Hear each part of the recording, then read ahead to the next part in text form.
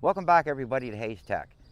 As promised, I said I was going to be doing a video on the car that my wife just purchased. This is actually a first for me. I've never owned a Toyota before, but I will tell you this much. In this video, I'm going to give you my absolute honest opinion. And if I liked it, I'm going to tell you I liked it. And if I found anything I didn't like, I'm going to tell you about that too. So, don't go away.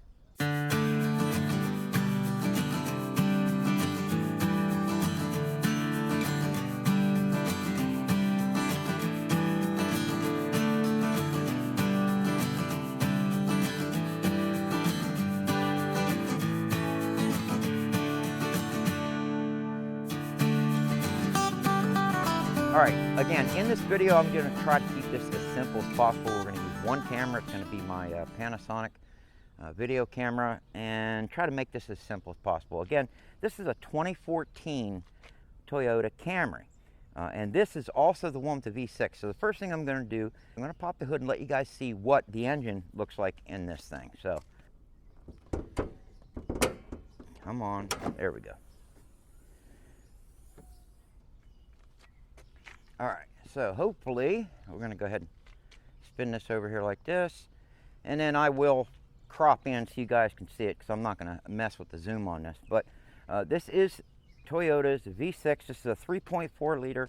It is not turbo. It's not anything crazy. I can't believe I left that open. Anything crazy like that. It's just a straight overhead valve V6 engine. Now, the transmission in it is a 6-speed automatic transmission. Of course, this is your CVT type transmission, but I do know that Toyota's been building CVT transmissions for a long time, and if I was gonna have a brand car with a CVT transmission, it'd probably be Toyota. And believe me, I do not like those type of transmissions, but it is what it is. Again, that's what this has in it. So it is an automatic, and the tires on it are 255 ZR 18-inch rim and tire. That's one thing that I don't like about this car, and again, I said I would tell you what I liked and what I didn't like. I don't like the low profile tires, and again, I like a car for comfort. The Camry is, I guess, Toyota's their version of their kind of sports car. Now, they have real sports cars, but this is their sporty family car. And of course, that comes with the low profile tires and the bigger rims.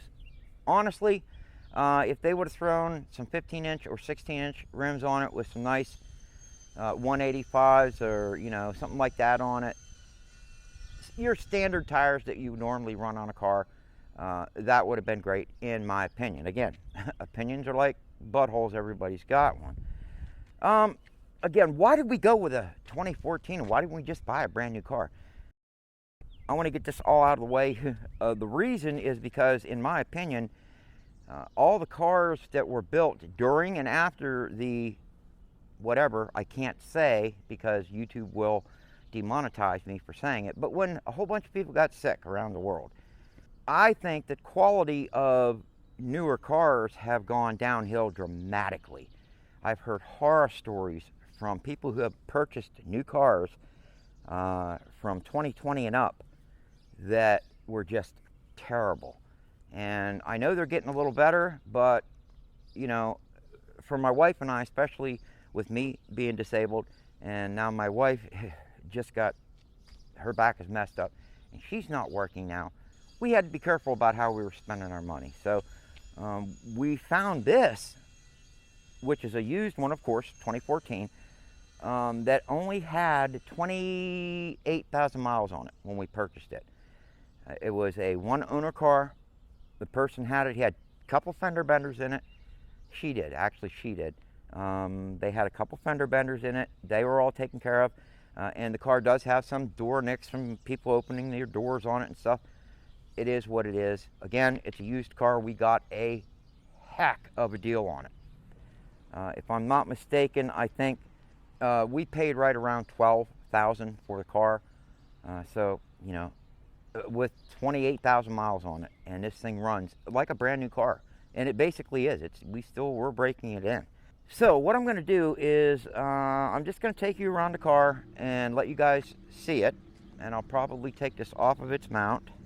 And we're going to do a quick walk around. So let me go ahead and zoom all the way out. There is the car. Trying not to shake, but I'm using my bad hand to hold the camera.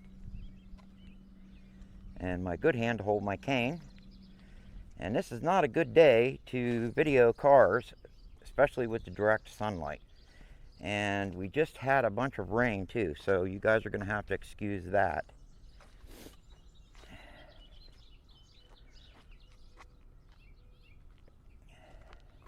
And of course you can see, like, there's a little scratch on the bumper there.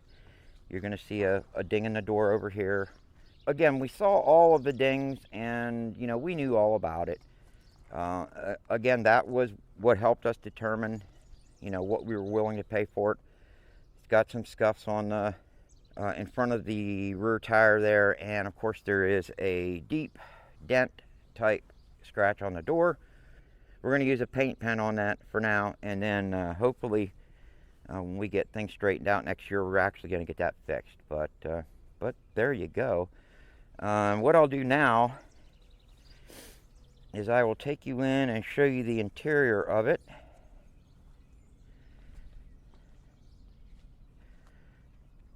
But that's it, man. This car has a very nice stance. I love the fog lights on it. Everything works great. This car has the button that it's not a button, it's a pressure sensitive pad that can feel your finger. And if you just touch it, it will lock the door as long as the keys aren't in it. But if the keys are in it, it won't lock the door. So here is the back seat. We're going to go ahead and show you guys that. It does have a vinyl interior, vinyl and cloth interior. But there's the carpeting in it. The back. You know what? I'll even show you the trunk now while we're here. I'm going to put my cane in the car. Just pop the trunk. I'm trying to be as still as I can be, so I'm not shaking the camera. And here's the trunk. This thing has a ton of trunk space, man. And of course the seats do fold down. Both rear seats fold down in it, which I think is awesome. So I don't know, if you want to carry skis or something like that, you could do that without putting a roof rack on it. Now this has the push button start. It does not have a key start, so I'm going to put my foot on the brake. Try to touch the button. Starts right up. Get the AC on. And as you guys can see, here's the dash. Here's the steering wheel on it. This is something I don't like, the paddle shifts. These are jinky in my opinion. You know, if I'm going to shift it, I'm just going to use the floor shifter. But, you know, if you do take the floor shifter and take it all the way and drive it and flip it over, you can actually use the shifters to, you know, I guess manually go through your gears. Again, this is a CVT transmission, so here is your air conditioning, radio, control panel. I'm going to hit apps, navigation. Wait, these are the apps on it right here. Maintenance.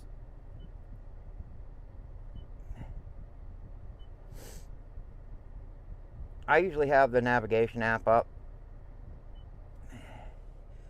And even when navigation's up, you can still, of course, play the radio. And I'm going to tell you what, this thing has a killer radio in it. Wow. The speaker system in it, it does have an 8-speaker system in it. They are on the dash, in the front and rear doors, on the back, underneath the back window. But as you can see, this thing is in mint condition. I will say that the only thing, as far as, let me shut this off.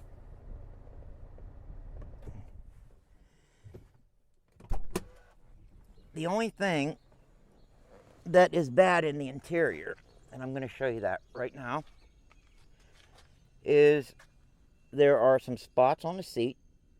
I'm sure you can see that. And a couple real faint spots over on that seat over there. I will tell you something that another thing I don't like about black cars is they get dirty really, really quick. I was going to actually take you for a ride in it. You know what? Let me put my tripod up on in the yard. I'll try to take you for a ride in it. It's not going to be a very long ride.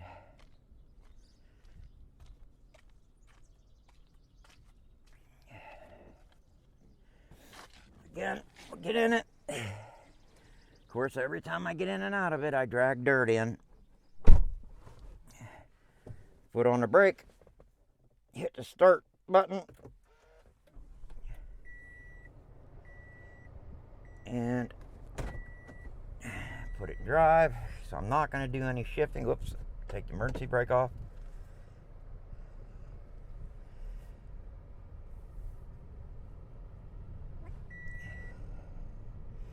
And no, I do not have my seatbelt on. Yes, I should.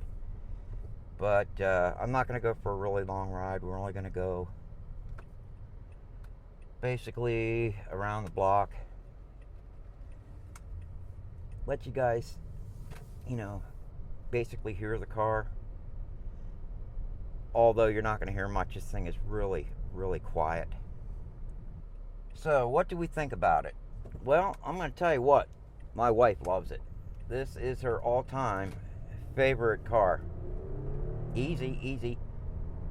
This thing will pick speed up really, really fast. That's another reason why we chose the V6 over the V4. And they had a couple V4s in the lot. Newer ones, actually. With about the same mileage on it. But we decided to go with the V6 because, again, we don't want a turbo. We don't want a blower. You know, naturally aspirated is the way to go for us. I think when you take a four-cylinder and then throw a turbo on it to give you more power, in my opinion, you are really stressing the engine. And I know that there are a lot out there. A lot of cars, a lot of four-cylinders with turbos in them that put, 200,000-300,000 miles on it, no problems. I get it. But for me and what I like, and for my wife and what she likes, we don't want any turbo. And in order to get the power that we are looking for, we wanted a V6. And that's what we got. So, again, guys, if I had to give this car one ding, and I'm definitely going to give it that one ding, is they should have not put the 18-inch low-profile tires on this. In my opinion, they ruined the ride that this car would have. It should have just been 15 or 16-inch tires, standard 225 or 185 or whatever. I'm not very good with tire size, but that is the one ding. And it's not a deal breaker for me. Shut this off. You just push the button again, and it's off. Oops, I forgot the emergency brake. So, all right. Well, I hope you all enjoyed the video. Again, if I was to give a recommendation for any of you out there looking for a vehicle, especially nowadays with the way things are, I can highly recommend the 2014 Toyota Camry. And this is the SE version of it. Definitely, I can highly recommend it. Again, the only thing I didn't like about it was the tire size on it with the low profile tire. But everything else I love. And This thing is at right around 30,000 miles now, so we're going to do an oil change on it here, which will be our first oil change. And don't listen to a lot of people out there and say, well, you can go 10,000 miles. No. The most you could ever go, or you should go on an oil change, even if it's synthetic oil, is 5,000 miles. And even that, in my opinion, is pushing it. I recommend 3,500 miles, no more than 5,000 miles, and get your oil changed. And that's how we do it. So, all right, guys, that's pretty much it for this video. Let me know what you guys have. What kind of car do you have? What kind of car are you looking forward to getting? Are you looking forward to getting a brand new car with the way things are? Let me know, because I definitely do read all of the comments. So, with that said, that's all I have, and I will see you all on the next one.